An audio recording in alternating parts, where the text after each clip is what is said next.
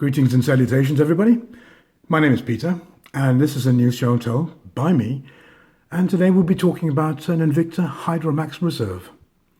Now, before anything else, I think we should probably have some stats on it. So, the movement is a Swiss-made Ronda 515-24H quartz GMT movement. The case measurements is 52 millimeters. The case thickness is 29 millimeters. The crystal is flame fusion. The crown is a screw-down crown. Bracelet is stainless steel. The clasp is a deployment clasp. It has a water resistance rating at 100 ATM or 1,000 meters. The model number of this watch is 16960. Right, okay, so first of all, I'd like to start off by saying that this watch is a monster. It's very, very large. And but there is a reason for that, and we'll get back to that in a minute. I'd like to say this watch feels very well made. It has a lot of nice little details. The finish on this watch is very well made and very nice.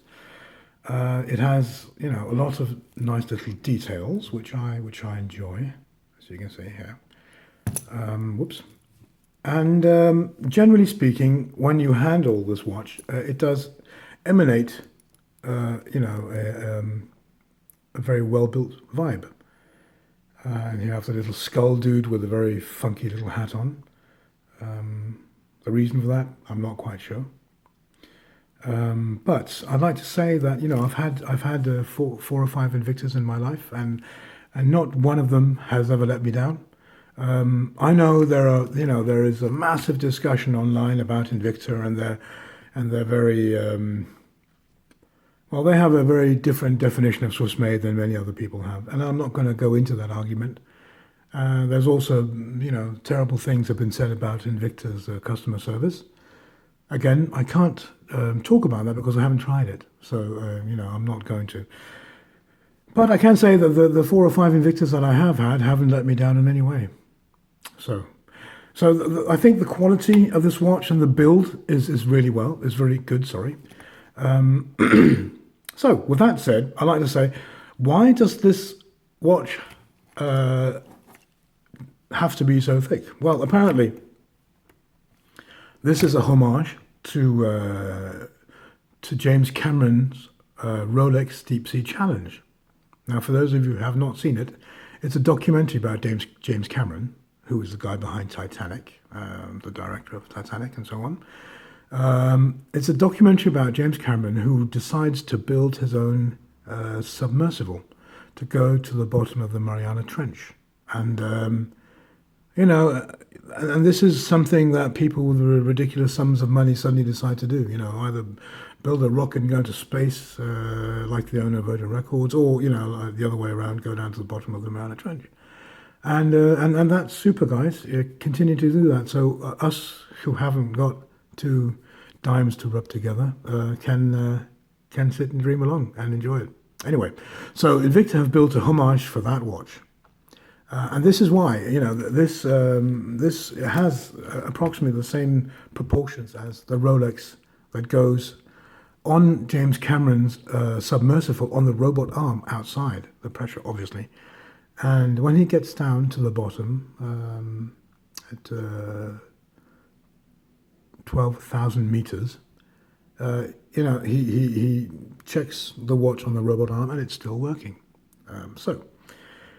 So that's why it looks like this, Invicta's watch.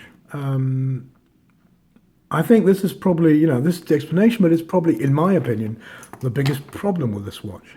Now, this watch is depth rated to 1,000 meters. Now, in anybody's book, 1,000 meters is really deep.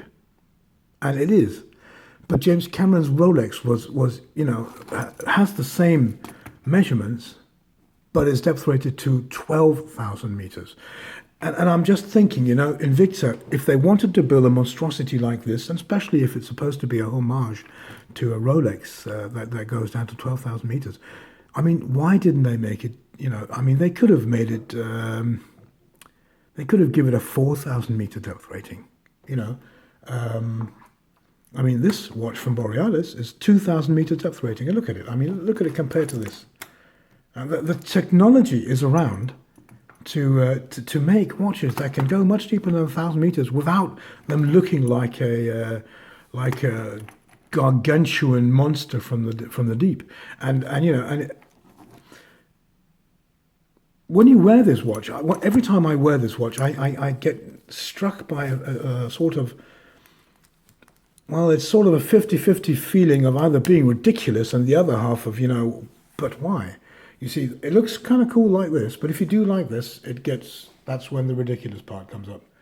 And I would be much more, willing to wear this if I could tell people, well, it's 4,000 meter depth rated or 5,000 meter depth rated, instead of saying, the more and more micro brands, are 1,000 meter depth rated. And, and I'd just feel ridiculous if I met somebody out and then they go, God blimey, look at that watch on your arm, why is that so big? And I say, oh, well, it's 1,000 meter depth rated. Oh, well, so's mine, look at this. And it's just a normal sized watch and you just feel stupid. So, I would have enjoyed if this watch would have had a more serious depth rating than 1,000 meters. I think, when a watch looks like this, it needs a depth rating that goes with the look, if you know what I mean.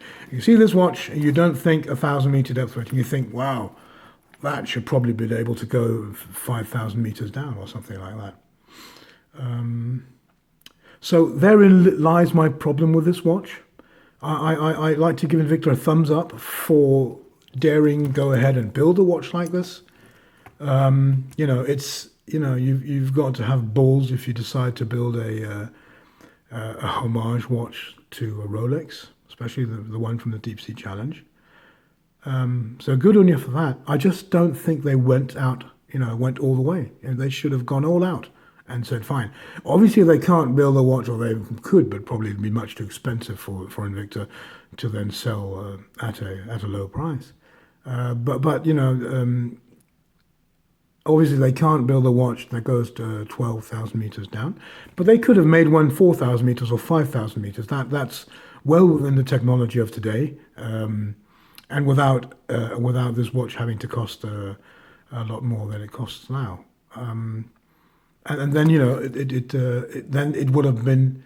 I mean, look at the crystal on this. That would have made much more sense for me when the watch looks like this. So, my final opinion on this watch is, the watch is well made. It's well built. It looks awesome / ridiculous, and it's cheap or inexpensive to buy, which is a good thing. And finally, it's the depth rating of 1,000 meters in my book not enough. But apart from that, well, it's an interesting and cool watch. And if you like very large bling watches with the skulls on them, this is definitely a watch for you. Right. Well, that's all from me today. And as I always say, if you like what I do, please like and subscribe. I also have a Facebook group, which is called Peter's Watch Show and Tell Group. Please find me there and join my group. Otherwise, thanks very much for watching, guys, and catch you all on my next Show and Tell. Bye-bye.